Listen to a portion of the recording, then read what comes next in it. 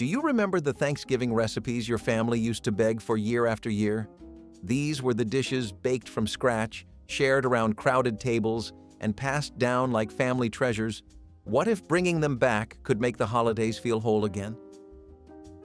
Cornbread dressing with sage and giblets was the dish that made the house smell like Thanksgiving long before the turkey ever came out of the oven. The sound of cornbread crumbling between your fingers, the hiss of melted butter in a cast-iron skillet, and the rich perfume of onions and celery browning on the stove told everyone that the holiday had truly arrived. Made from scratch, this recipe was more than food. It was an act of devotion passed down through the generations. Families would bake cornbread days in advance, letting it dry just enough to soak up the broth and spices later. The sage added a sharp, earthy scent, the giblets brought depth, and the turkey stock turned everything tender and moist. It was the soul of every Southern table, a dish that tied together memory, labor, and love. No boxed mix could ever come close to the comfort of spooning out that first steaming portion. Every bite carried the quiet pride of homemade effort, the warmth of kitchens where time slowed down and stories lived in every taste. It was the kind of food that made silence fall over the table, the good kind, when everyone is too content to talk. Sweet potato casserole with marshmallow topping was the kind of dish that made even the most disciplined guests sneak seconds. Its orange glow, covered in golden, toasted marshmallows, felt like sunshine baked into a pan. It came from an era when family recipes balanced thrift with imagination, when canned goods were transformed into something worthy of celebration. Housewives of the 1950s perfected the combination of mashed sweet potatoes, brown sugar, and butter, then crowned it with a layer of marshmallows that bubbled and browned under the broiler. It was rich, sweet, and faintly smoky, like dessert disguised as a side dish. Children loved it for the candy-like topping, while adults cherished the way it melted into nostalgia. Every scoop blended the velvety smoothness of the potatoes with the sticky crunch of sugar, a harmony that felt uniquely American. It symbolized comfort in its simplest form, a reminder that joy could be baked right into a casserole dish. It was sweet, soft, and just a little over the top, which was exactly what made it perfect. Cranberry mold salad shimmered like a ruby centerpiece on every vintage table, a small miracle of patience and presentation. Before convenience took over, it was a badge of pride to bring a perfectly molded gelatin dish to the holiday feast.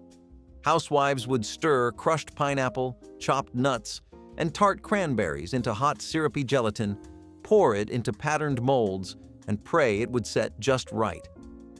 Hours later, they would turn it out with a trembling hand, revealing a glistening dome of color that caught the light and made guests gasp. This salad wasn't really about nutrition.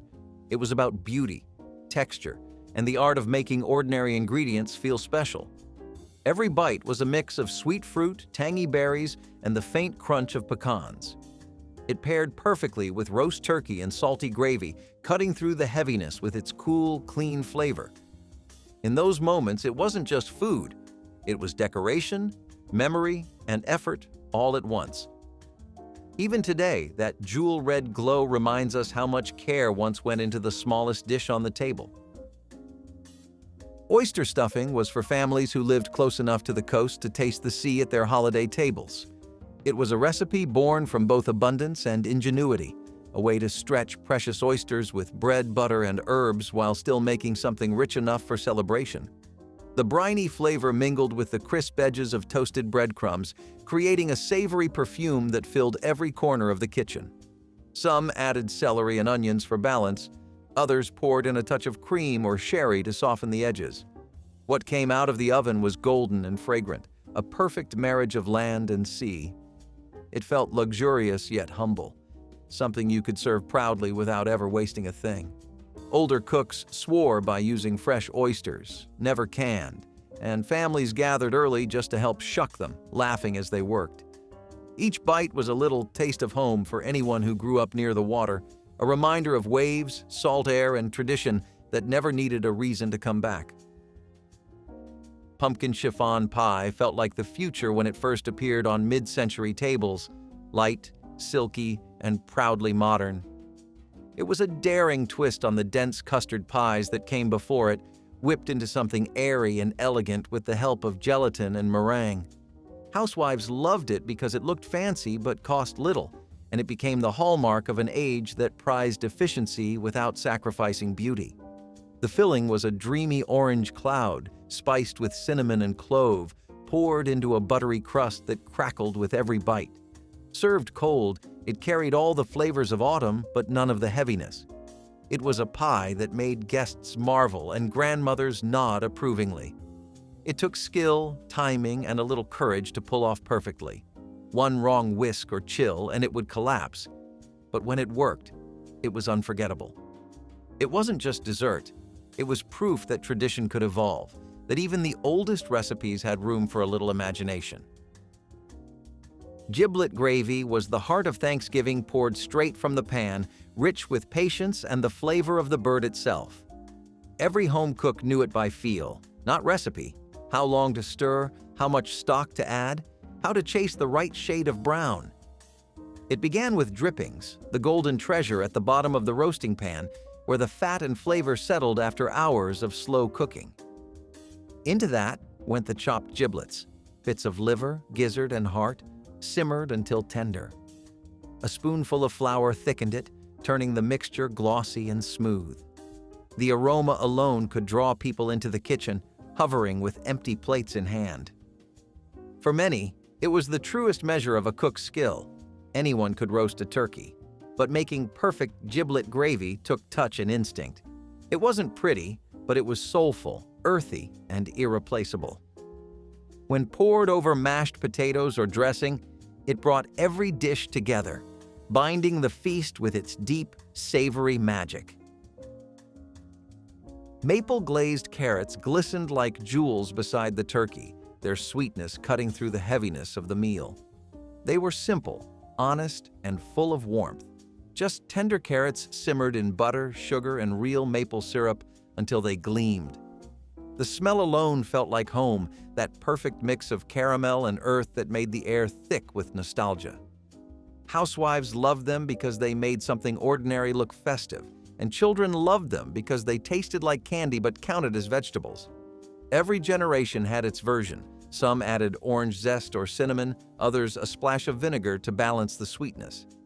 What stayed constant was the feeling. This was care made visible, color and comfort on a crowded plate. They belonged on every table, glowing like little reminders that the best food often comes from the simplest things. Ambrosia salad was the taste of sunshine in the middle of winter. It came out of the refrigerator in big glass bowls, shining with oranges, pineapples, coconut, and soft clouds of whipped cream. To mid-century families, it felt like a little vacation from the gray months, a bit of sweetness and color when both were hard to find. Every spoonful carried the joy of canned fruit, the pride of store-bought marshmallows, and the comfort of something cool and creamy after a heavy meal. It wasn't about refinement, it was about happiness. Children would sneak bites before dinner, while grandparents smiled and pretended not to notice. For church suppers, potlucks, or holidays, ambrosia was always welcome because it made people smile. It was the kind of dish that proved joy didn't have to be complicated or expensive.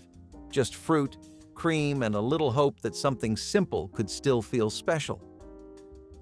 Scalloped oysters were a taste of luxury from a time when luxury was rare.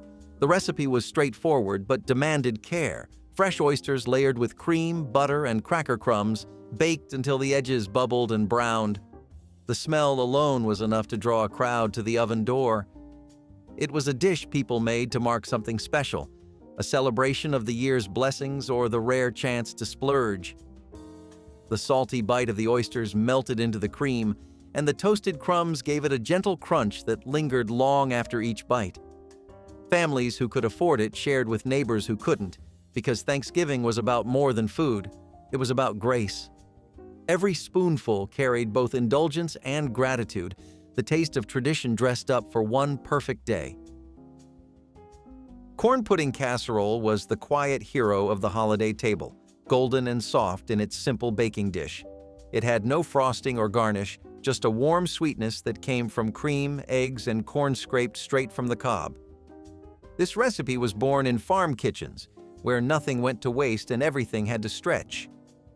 Housewives stirred it together from memory, pouring the silky mixture into cast iron or enamel pans and sliding it into wood-fired ovens until it trembled just right in the center.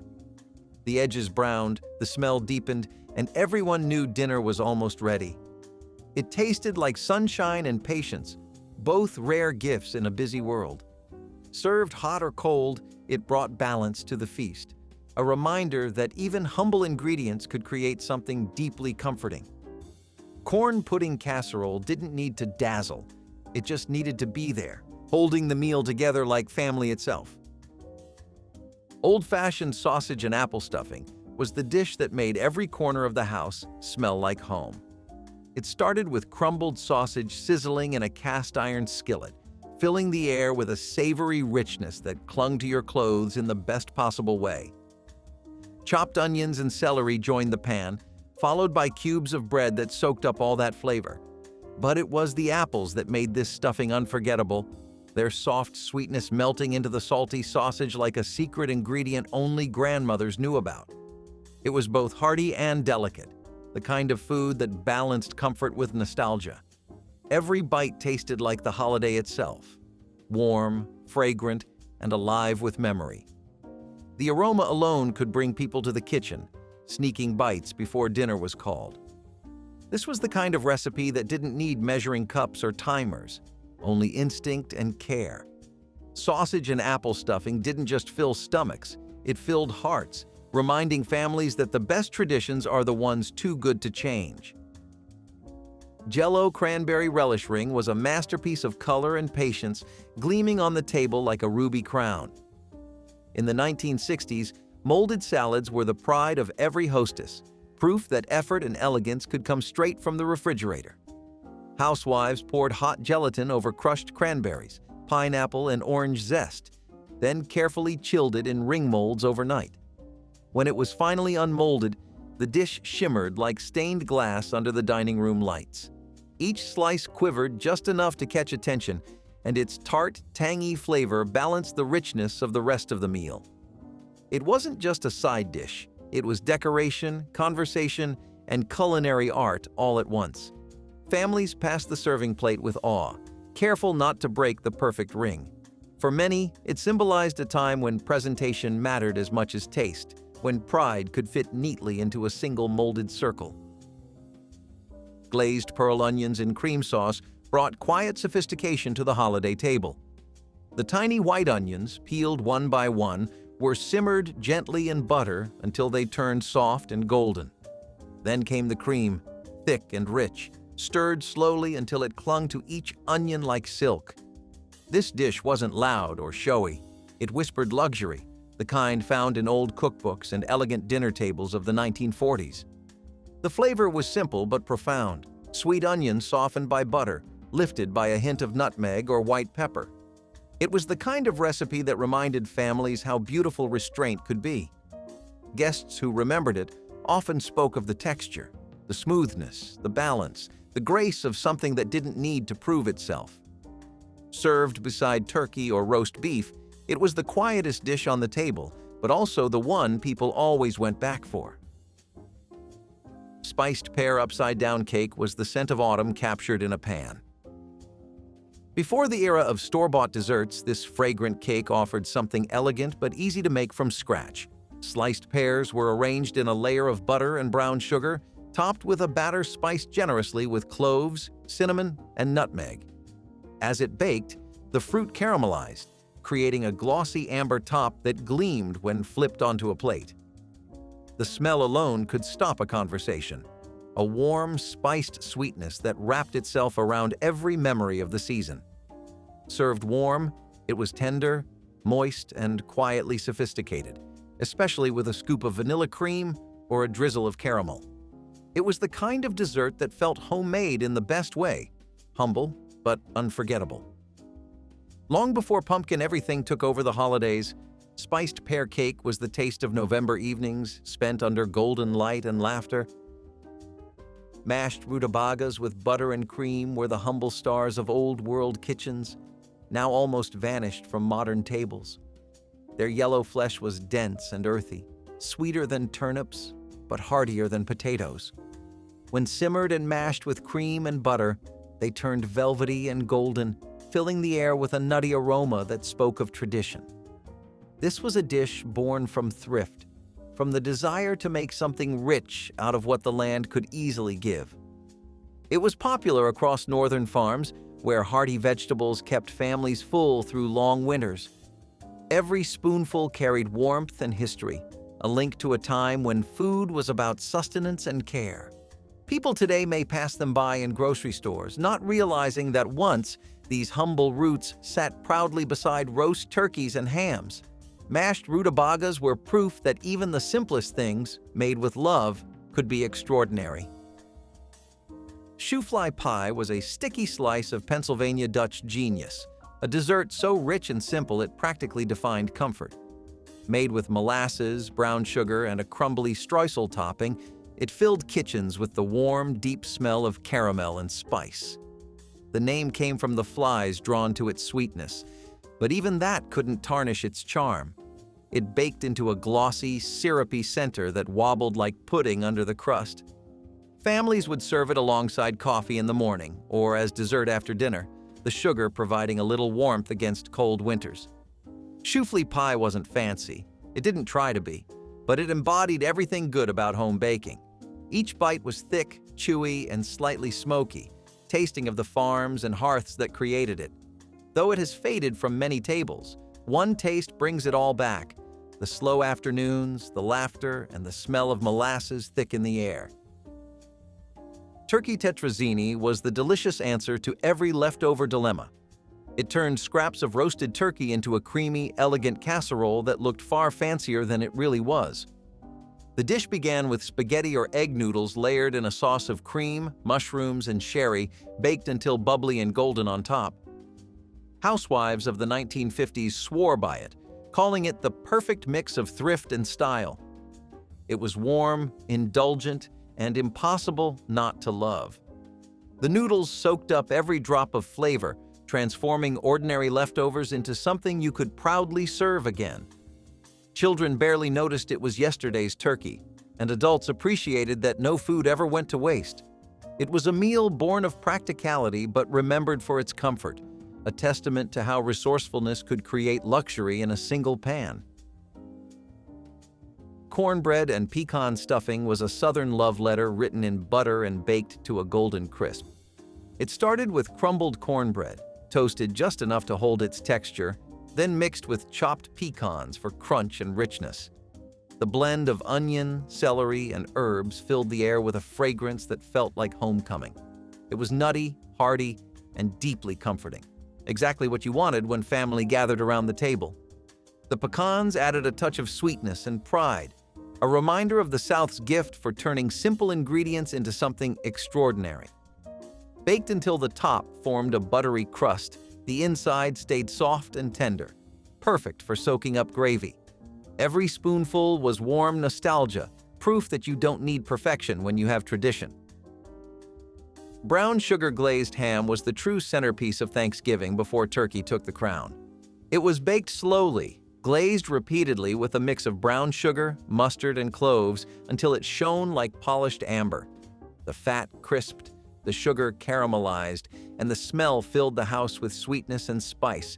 Slices were cut thick, each one tender and glossy, a mix of salty and sweet that lingered long after dinner ended. This was the dish that signaled celebration, the one families gathered around in quiet admiration. Its glaze stuck to your fingers, its flavor to your memory. Even when turkey became tradition, the old-timers still swore nothing could beat a good ham baked right.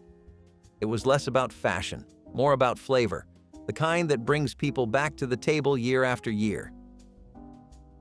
Apple butter spice cake was autumn itself in dessert form, rich and dark with the perfume of cinnamon and cloves. It was baked in simple pans, no frosting, no fuss, just a moist crumb and the deep sweetness of slow-cooked apple butter folded into the batter. The aroma filled the kitchen long before it was done, a warm mix of fruit, sugar, and spice that could stop you mid-sentence. Slices were often served plain, dusted with powdered sugar, or drizzled with cream for extra indulgence. This was the kind of cake that made families linger at the table, talking long after dessert plates were cleared. It felt old-fashioned, but in the best way, honest, homemade, and filled with care. Apple butter spice cake didn't just satisfy hunger, it soothed the heart, one nostalgic bite at a time. Cranberry orange bread was the kind of breakfast that tasted like a holiday morning before the gifts were even opened.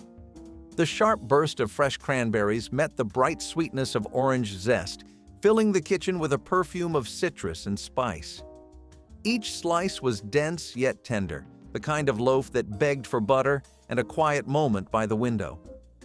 Families baked it in advance for guests, wrapping it in wax paper and saving it for those slow, chilly mornings when coffee cups steamed and laughter came easy. The best batches had little bursts of tart fruit in every bite, softened by sugar and the warmth of the oven. For many, it wasn't just bread, it was memory, comfort, and color all baked together. Whether served for breakfast or tucked into a neighbor's basket, cranberry orange bread carried with it the simple joy of sharing. Pumpkin bread with golden raisins was the gift you baked when words weren't enough. It came out of the oven with a deep amber color, the scent of cinnamon and nutmeg spilling into every room. The batter was rich with pureed pumpkin and brown sugar, giving it a moist, tender crumb that stayed soft for days. The golden raisins added little pockets of sweetness, glimmering like treasures in every slice. This was the kind of bread that friends wrapped in foil and handed over fences, the kind that said, "Thinking of you better than any card." It was simple, but it carried warmth in every bite, a reminder that generosity was its own tradition. Served with cream cheese or just warm from the pan, it was autumn comfort perfected. Even weeks later, the memory of that scent could fill a kitchen with calm. It was a recipe that belonged to every season, but somehow felt right only when leaves began to fall. For those who baked it, it wasn't just bread. It was a way of saying love without needing to speak at all. Bourbon pecan pie was the crown jewel of Southern holidays, a dessert that glowed like polished mahogany under candlelight. It started with a flaky crust and a filling of brown sugar, corn syrup and butter stirred until glossy. Then came the pecans, perfectly arranged in circles like a mosaic before the final secret ingredient, a splash of bourbon. That hint of warmth and smokiness turned sweetness into something deeper, more grown-up, more unforgettable. As it baked, the aroma filled the room with caramel and oak, and when it cooled, the top cracked slightly with each knife stroke. Served with whipped cream, it was indulgent, but never excessive, a reminder that celebration should always taste like a little bit of sin. One bite, and you could understand why no other pie could compete. It carried the heartbeat of the South, sweet, bold, and unapologetic. Each slice was a memory of laughter, of long dinners and glowing firelight. You didn't just eat it, you lingered with it, savoring every second like the holidays themselves. Potato rolls with honey butter were the quiet miracle that completed every Thanksgiving table. They were soft and golden, brushed with melted butter that made them glisten like treasure in the bread basket. The secret was mashed potatoes in the dough, giving each roll a pillowy texture that stayed tender for days. Fresh from the oven, they tore apart in warm, fragrant clouds, perfect for soaking up gravy or cradling leftover turkey the next day. The honey butter melted instantly, leaving a sweet gloss on your fingertips. In old cookbooks, they were always called company rolls, because no one saved this recipe for an ordinary day. Every family had its favorite version, kneaded by hand, proofed by instinct, and baked with care. They were more than bread. They were belonging made edible.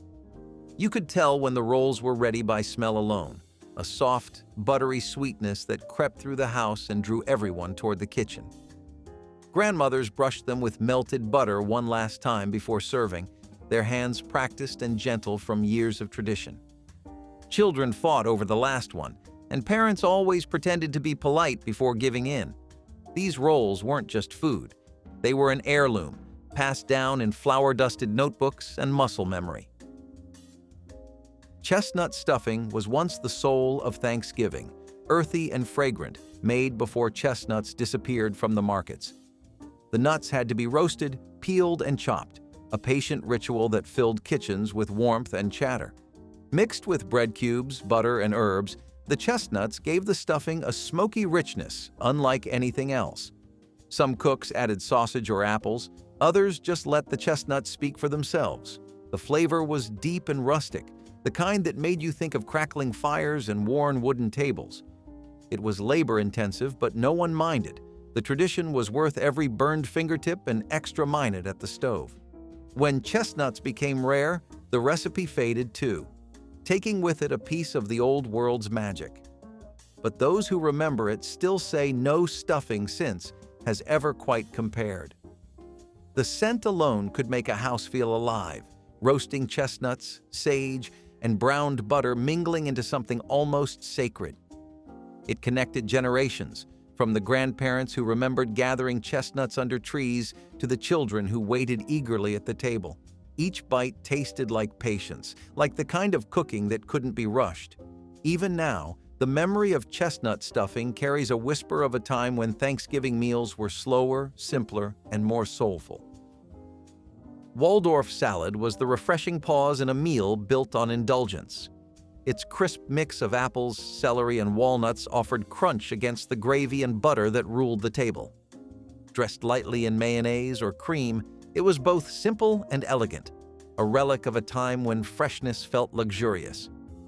Invented at the Waldorf Hotel in New York, it carried an air of sophistication even when served from humble bowls. Housewives of the 1950s loved it for its bright, clean taste and the way it could be made hours ahead without losing its charm. The balance of sweet fruit and savory nuts made every forkful feel new, a little reminder that Thanksgiving wasn't all heaviness. Waldorf salad was more than a side. It was the palate's sigh of relief, a crisp echo of grace between bites of excess. The dish's pastel colors, green celery, red apple skins, and creamy dressing, brought cheer to even the grayest November day. It offered a kind of quiet beauty that didn't need fanfare, a lightness that lingered. For many, the first bite was like stepping out into cool air after a long meal, refreshing, honest, and nostalgic. It reminded people that celebration didn't have to be heavy to be meaningful, and sometimes joy came in the simplest crunch. Pumpkin charlotte was a forgotten marvel of mid-century elegance, a chilled dessert that looked far too fancy for the effort it took. Layers of ladyfingers lined a tall mold, their edges brushed with syrup or sherry, and then came the pumpkin mousse, light, spiced, and whipped to a silky glow. Once chilled, it unmolded into a golden tower crowned with whipped cream, the sort of dish that made guests whisper in admiration. It was cooler and more refined than a pie, a statement of hospitality and skill. Housewives who made it took pride in the precision, the patience, and the beauty of a dessert that looked like art. Pumpkin charlotte was the bridge between old-fashioned and modern, between simple comfort and celebration. It was Thanksgiving dressed in velvet, sweet, airy, and too good to have been forgotten. When it appeared on the table, even the chatter softened for a moment as eyes lingered on its gleam. Every slice revealed layers of cream and pumpkin, the colors glowing softly in candlelight. Served chilled after a heavy meal, it was like a sigh of contentment, light, fragrant, and elegant. Though its fame faded with time, those who remember it still talk about how it felt to serve something so graceful, a dessert that turned an ordinary dinner into a memory. Cranberry apple cobbler was a bubbling masterpiece of simplicity, baked until the fruit burst through a golden crust in glossy streaks of red and gold. The tart cranberries melted into the sweet apples, creating a filling that tasted like fall itself. Bright, warm, and just a little wild. The topping, buttery and crisp, was spooned on in uneven dollops because perfection didn't matter. Only flavor did. It came out of the oven hissing and fragrant, the kind of dessert you could hear before you even saw it. Families served it with a drizzle of cream or a scoop of vanilla ice cream, the cold meeting the hot in a perfect sigh. It wasn't fancy, but it was everything a holiday should be: humble, generous, and made to share.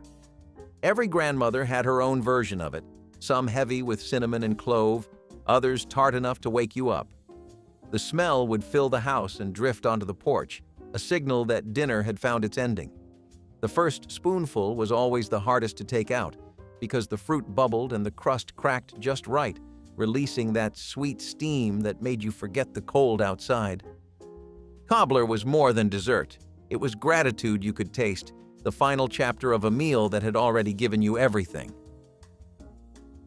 Old-timey persimmon pudding was a dark, sticky dessert that took its sweet time.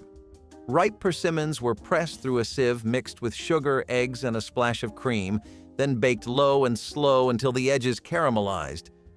The result was something between a cake and a custard, dense, rich, and redolent of spice. Families in the Midwest and South guarded their recipes like treasures, each one claiming theirs was the most authentic. It was often baked in cast iron, its scent filling the whole house for hours. Served with whipped cream or a pour of warm custard, it tasted like the end of autumn, earthy, sweet, and just a little smoky. It was patience in edible form, proof that good things really do take time. It also carried with it the memory of old kitchens, where ripe fruit was never wasted and sugar was stretched to last. Each bite tasted faintly of firewood and family stories, the kind that were told slow with hands wrapped around coffee mugs. The pudding was dense enough to hold its shape, yet soft enough to melt on the tongue, with just the right touch of spice to make you think of falling leaves and wool blankets. It wasn't the prettiest dish on the table, but it was the one everyone remembered long after the plates were cleared. Sweet corn spoonbread was the soft-spoken star of Southern Thanksgivings, sitting quietly beside louder dishes but stealing hearts just the same. Half pudding, half cornbread, it was warm and buttery, scooped straight from the dish with a spoon. The secret was in its balance: eggs for lift, milk for creaminess, corn for texture, and a little sugar for harmony.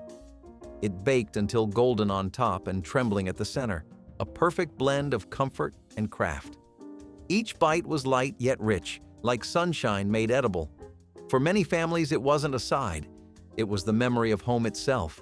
Every region had its version, some with kernels fresh from the cob, others made from humble cans, but all equally loved. It was the kind of dish that never needed a garnish or applause, just the sound of spoons clinking against the pan. When served hot, steam curled up in ribbons that smelled faintly of butter and salt. Children would sneak extra helpings before dessert, and no one could blame them. Spoonbread wasn't just eaten, it was savored, a soft reminder that comfort could be as simple as corn, milk, and love. Candied carrots with orange glaze were the sunshine of the Thanksgiving table, a dish that glowed as brightly as the spirit of the day itself. Slender carrots, peeled and sliced, were simmered gently with butter, brown sugar, and a splash of orange juice until tender and glossy. As the syrup reduced, it coated every piece in a golden sheen, the fragrance of citrus and caramel drifting through the kitchen. Housewives of the 1940s and 1950s adored this recipe, not just for its beauty, but for the optimism it brought to the table. It symbolized better days after years of rationing and scarcity. The vibrant orange mirrored the era's fascination with color, abundance, and cheer. Served in sparkling glass bowls or Pyrex dishes, the carrots caught the light like jewels, a touch of brightness among the earthy tones of the feast. Children loved their sweetness. Adults appreciated their elegance. They offered a reminder that simple ingredients could still create wonder. As tastes grew more complex, this humble side faded from modern menus. But in its time, candied carrots with orange glaze represented hope, sweet, steady, and radiant, the kind of joy that came from turning the ordinary into something beautiful. Mocha whip cakes were more so the next hot thing in 1978 and started out as a niche trend particular in French-American restaurants. Young adults, book readers, and the romanticizing cafe-going types would always order a slice with their coffee of the day. Gold does not stay hidden in the dumpster for too long most times, and for these whip cakes that was the case. Mocha whip cakes went mainstream when more magazines began featuring them in the breakfast sections as chic and classy breakfast for the modern working adult. Advertising can go a long way, especially when it is targeted at you with the intent of making you feel special, but eating this cake did feel special. In America, it was hard for coffee lovers to find a coffee chocolate cake that did it right, and this was it. You can imagine the grief they had when it stopped being served in the usual spots past the 70s. Cherry lemon ribbon cake was sunshine layered in frosting. Bright pink and yellow stripes stacked high, each slice revealing cheerful colors that mirrored the optimism of the decade. The lemon layers were light and tangy, the cherry ones sweet and whimsical. Together they created a dessert that looked like happiness cut into squares. Whipped frosting covered the top, smooth as satin and often sprinkled with coconut flakes or candied cherries for flair. It was the kind of cake you saw in holiday cookbooks, a showpiece that looked fancier than it was. The secret was in the color. Food dye and imagination turned an ordinary cake mix into a holiday memory. It was baked for birthdays, Christmas dinners, and any occasion worth a little brightness. Each bite carried a taste of citrus and nostalgia, sweetened by the laughter of guests admiring its colors. Cherry lemon ribbon cake was a dessert of joy, lighthearted, eye-catching, and exactly what the 1970s loved most: fun made edible. Scalloped potatoes with ham bits were a casserole built on love and leftovers, a dish that proved necessity could taste like luxury. Thin potato slices layered with chopped ham, butter, and cream baked slowly in a deep pan until the top turned golden brown. The smell of smoked ham and melting butter filled the whole house, calling everyone to the table before the timer even rang. Inside, the layers stayed soft and creamy, soaking up the richness from the sauce. It was comfort at its most honest, simple, filling, and quietly indulgent. Born in the 1940s when food was stretched and shared, it made the most of scraps that might have gone to waste. Each bite tasted like thrift wrapped in warmth, the kind of meal that asked for seconds every time. It fed families, eased worries, and carried the calm of something dependable. Scalloped potatoes with ham bits were more than a side dish. They were a history lesson baked in cream, still whispering of gratitude with every forkful. Buttered rum bread pudding was comfort-baked golden. Thick cubes of bread soaked in custard and drenched with buttery rum sauce turned humble leftovers into rich celebration. It was a dessert that spoke of warmth, one that made winter feel softer.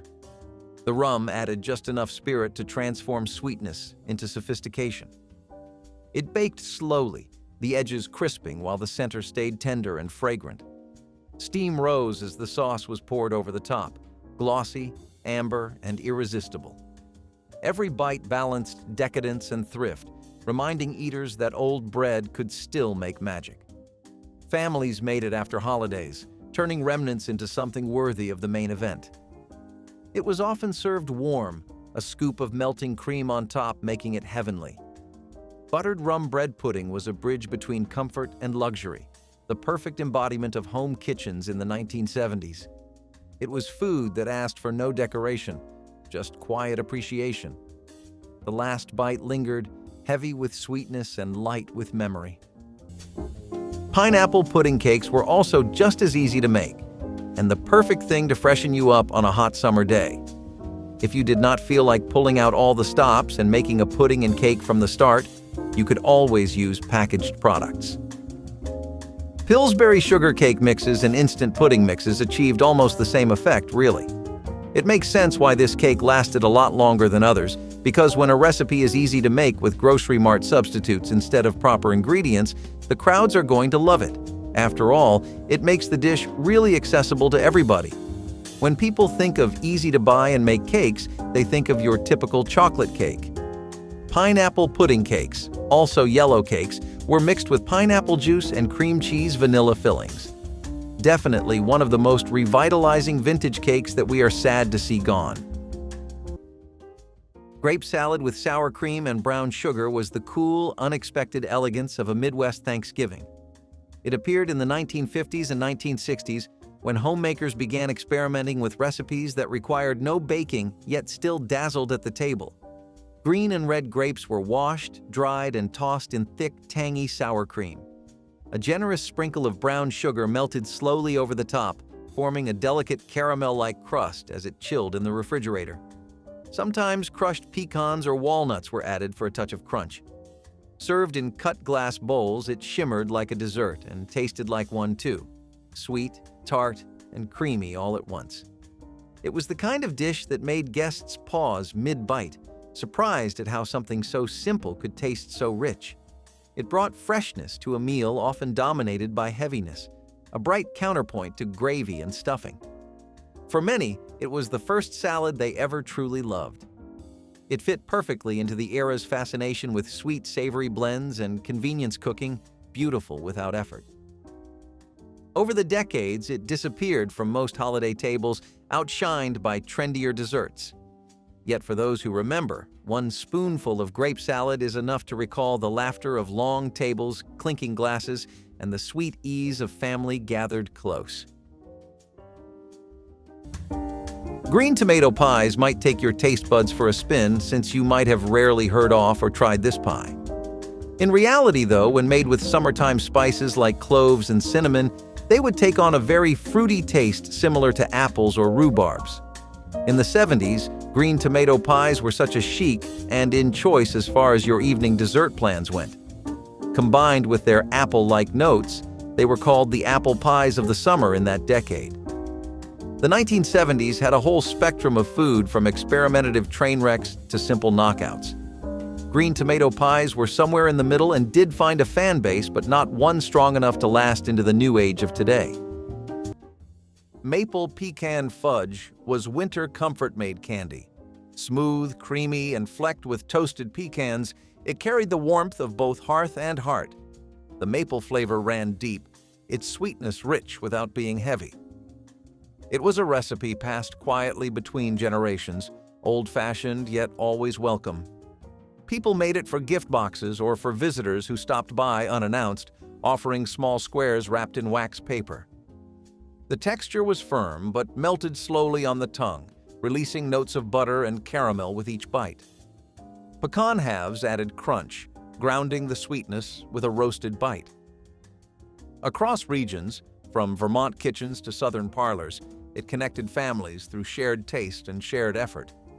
Maple pecan fudge was never extravagant, but it felt like luxury in times when joy came homemade. Every batch was a small act of love, stirred patiently and cooled carefully. And though it was made from pantry staples, it felt worthy of any celebration. Sweet, simple, and deeply nostalgic, it was proof that the best desserts didn't just please the palate, they stayed in the soul. Stuffed tomatoes with rice and herbs were the edible ornaments of Christmas platters, gleaming red against the muted tones of meat and gravy.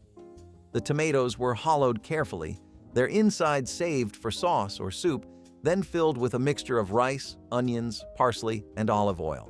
Some home cooks baked them until tender, their skins wrinkling into soft folds. Others chilled them, serving them cool and glossy for contrast against hot dishes. The scent that filled the kitchen was bright and green, herbs mingling with the natural sweetness of cooked tomato. Each bite was a burst of freshness amid the heaviness of the season, a balance between comfort and clarity.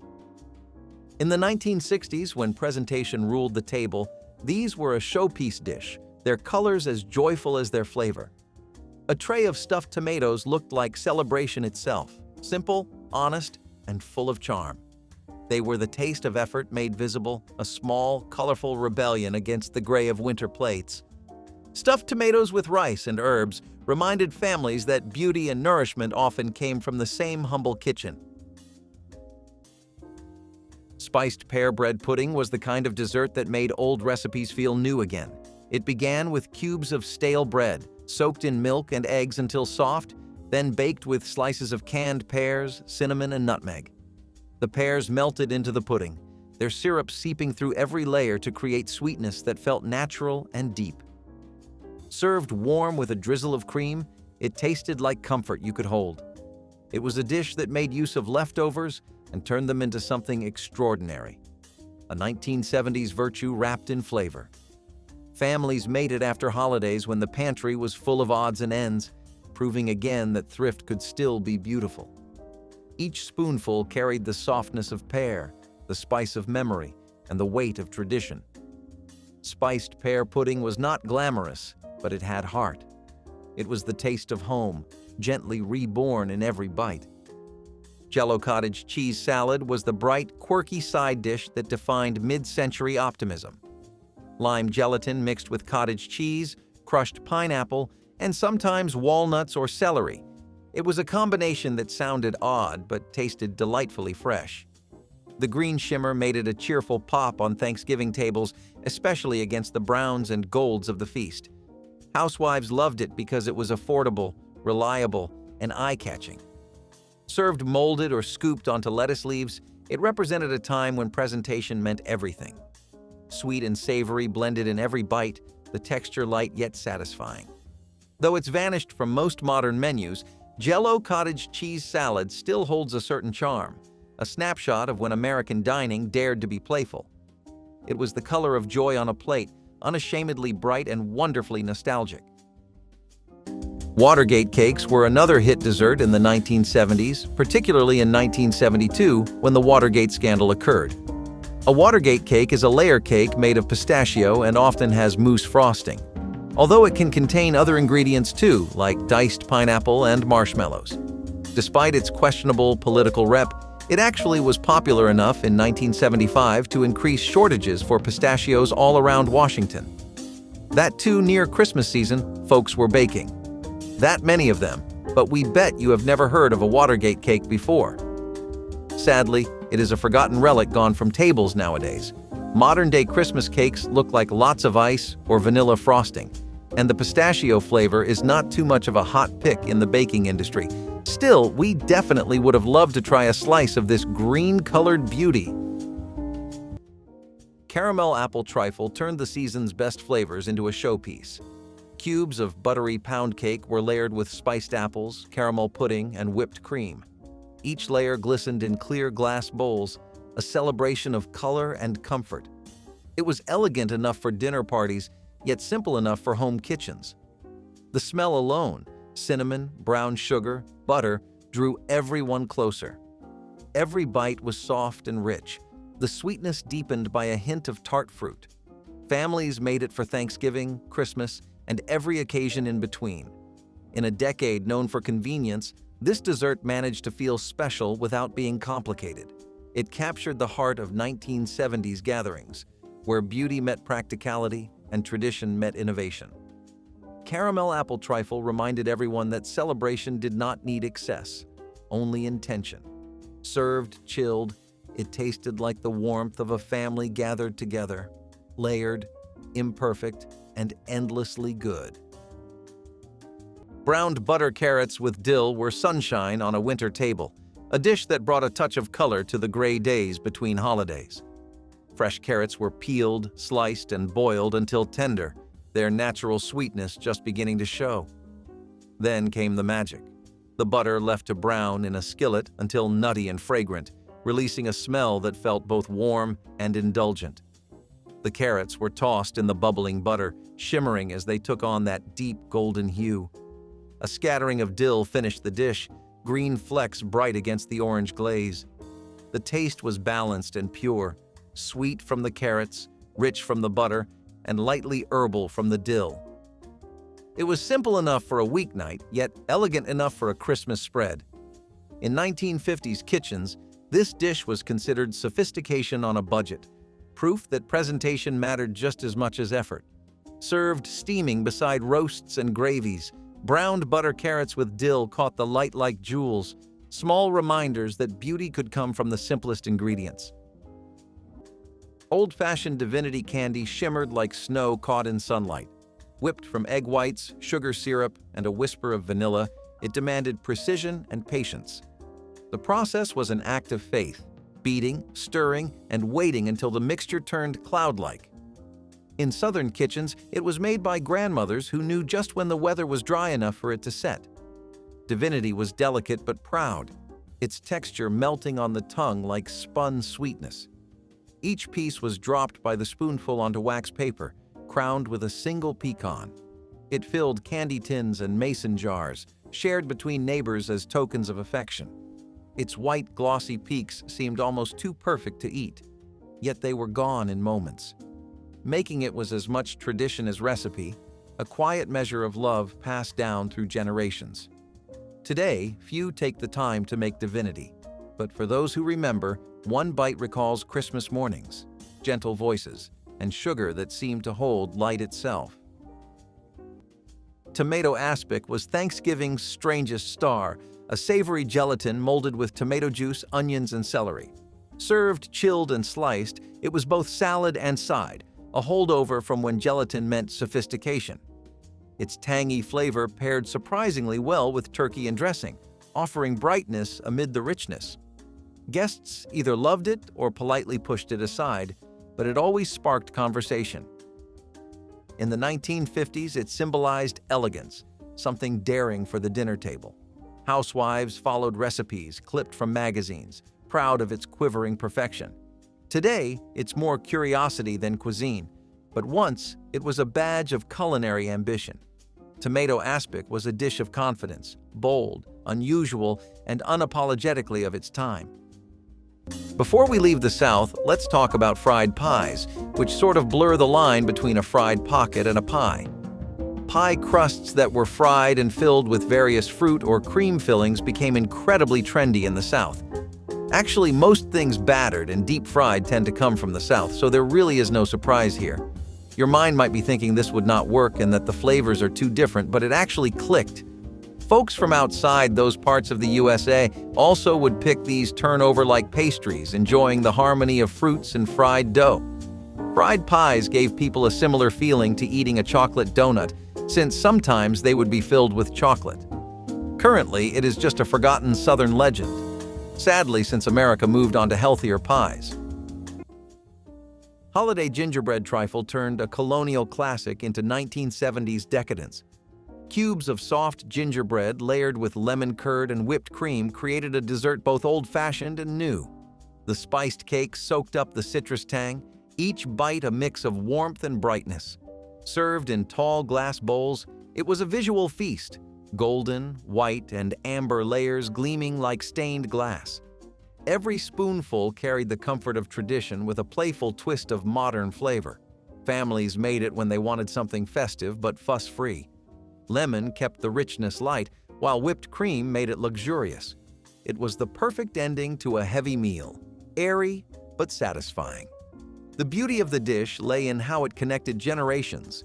Grandmothers recognized the spice, daughters admired the flair, and children simply wanted seconds.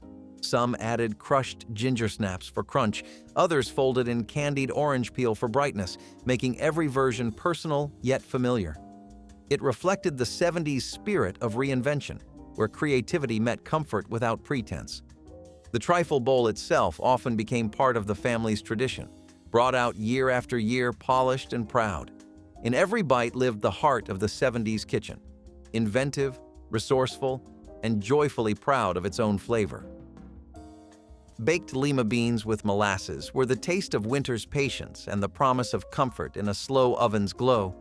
Dry Lima beans soaked overnight before being simmered and baked long with molasses, brown sugar, mustard, and salt pork. The sauce thickened into something dark and glossy, sweet with a bite of smoke. The smell filled the kitchen for hours, rich and steady, wrapping around everything like warmth itself. Each spoonful carried both sweetness and depth, the beans soft and tender but never mushy. Served beside slices of ham or roasted turkey, they added a deep caramel tone that made every bite feel whole. In old households, this was a dish for both celebration and endurance, food that required time and rewarded it. Nothing about it was fast, yet nothing about it was wasted. It was humble, hearty, and proud, the kind of recipe that reminded people why they cooked in the first place. Baked Lima beans with molasses were working people's treasure. Simple, soulful, and rich in the ways that mattered most. Atlanta has given us some great things like Donald Glover's hit Atlanta series, and also one beloved soda, which led to another cherished cake, the Coca-Cola cake. It involved a thick buttermilk chocolate cake and marshmallows which were topped with a cola frosting. Unusually, the cake was frosted while still being warm. You may think this is a dumpster fire of an idea and it tastes terrible, but you would be sorely wrong. In fact, most people were not able to tell Coke was even used in the cake. Talk about sneaky, huh? Honestly, the closest thing we can compare it to is a sheath cake, which has a similar recipe but a few things left out. Coca-Cola cakes were perhaps the best Southern comfort food on many, many nights, but people would eventually move on as different products and mixes came. Turnip mash with butter and cream was once a Thanksgiving essential, long before mashed potatoes claimed the throne. Farmers grew turnips easily, and they stored well through the winter, making them dependable when other crops failed. Peeled, boiled, and whipped with butter and cream, the mash was earthy and smooth with a gentle sweetness. Its scent filled the kitchen, a mix of soil and warmth, of work and reward. Families in the Northeast and Midwest considered it a mark of a proper feast. It was simple, but satisfying, the kind of dish that reminded everyone of the farm and the land that sustained them. When potatoes became more popular and affordable, turnips faded from the plate, yet their humble heartiness lingers in memory. Turnip mash with butter and cream was food of gratitude, plain, honest, and nourishing to the last bite. Molasses crinkle cookies were the scent of the season itself. Rolled in sugar before baking, they puffed and cracked into golden brown circles that sparkled like frost. The air filled with the smell of ginger, cinnamon, and dark molasses, cozy and deep. Each bite was chewy at the center, crisp at the edge, a perfect balance of texture and spice. They were simple to make, yet they carried the spirit of tradition. Families baked them in big batches, stacking them high in tins for neighbors and friends. The cracked tops looked like tiny maps of sweetness, proof that imperfection could still be beautiful. When warm, they almost tasted like gingerbread kissed by caramel. The cookies cooled on racks beside cups of cocoa, each one inviting another bite. In a decade obsessed with innovation, molasses crinkles held fast to the old ways. Sturdy, fragrant, and made to last. They were the kind of cookie that turned every kitchen into a story. Applesauce salad was the kind of dish that could only have been born in a mid-century kitchen, where imagination met gelatin and the line between dessert and side dish blurred completely. Applesauce was stirred together with lemon gelatin, sugar, and a touch of cinnamon, then whipped until light enough to catch the air. It poured smooth and glossy into molds shaped like rings, stars, or festive wreaths, ready for the refrigerator's cool embrace. Once firm, it trembled with every touch, shining like glass and smelling faintly of apple pie. Served beside ham or turkey, it added sweetness that balanced the salt of the main meal. The texture melted on the tongue, silky, creamy, and cool. It looked like fun on a plate, the kind of food that made children grin and guests raise an eyebrow.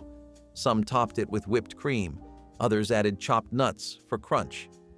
However it was served, it brought lightness to heavy holiday tables. Applesauce salad was mid-century whimsy at its finest, bright, strange, and full of heart, a small reminder that joy sometimes came in wobbly form.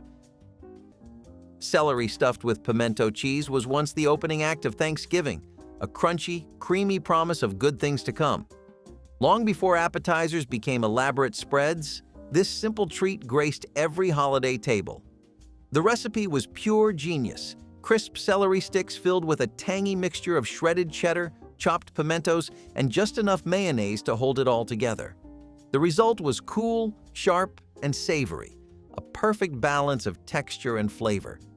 Guests would hover near the relish tray, talking and laughing as they nibbled, the sound of clinking plates and distant roasting turkey filling the background. Housewives loved the simplicity. It could be made hours ahead, arranged neatly on platters, and served with pride. In Southern homes especially, pimento cheese was a point of identity, each family claiming their own version as best. The celery gave it structure, the cheese gave it heart. As food culture modernized, this quiet classic was replaced by charcuterie boards and fancier hors d'oeuvres. But there was a kind of honesty in it, fresh, handmade, and perfectly nostalgic. Celery stuffed with pimento cheese was more than a snack. It was hospitality itself, bite-sized and smiling. Tropical fruit ambrosia trifle was the 1970s holiday dream in a glass bowl. Layers of soft sponge cake, whipped cream, coconut flakes, and canned tropical fruit, pineapple, mandarin, and cherries, created a riot of color and flavor. Each spoonful offered sweetness and light, cool and creamy with a tang that brightened the table. It was dessert as spectacle, a centerpiece of abundance that felt exotic and festive at once. In an age of convenience foods and canned delights, ambrosia trifle married ease with elegance. Housewives stacked it with precision, making each layer visible through the glass, proud of their creation. Coconut gave it texture, the syrup from the fruit adding sweetness that felt like sunshine trapped in winter. Families admired it before digging in, spoons clinking as they reached for the best layers. It was a dessert that brought the tropics home, offering escape and comfort in the same breath. Light, nostalgic, and joyfully colorful, tropical fruit ambrosia trifle was the spirit of 1970s celebration, bright, bold, and beautifully alive. If one of these dishes ever graced your family's table, tell us your favorite in the comments, and don't forget to like, share, and subscribe so we can keep bringing these forgotten flavors back to life.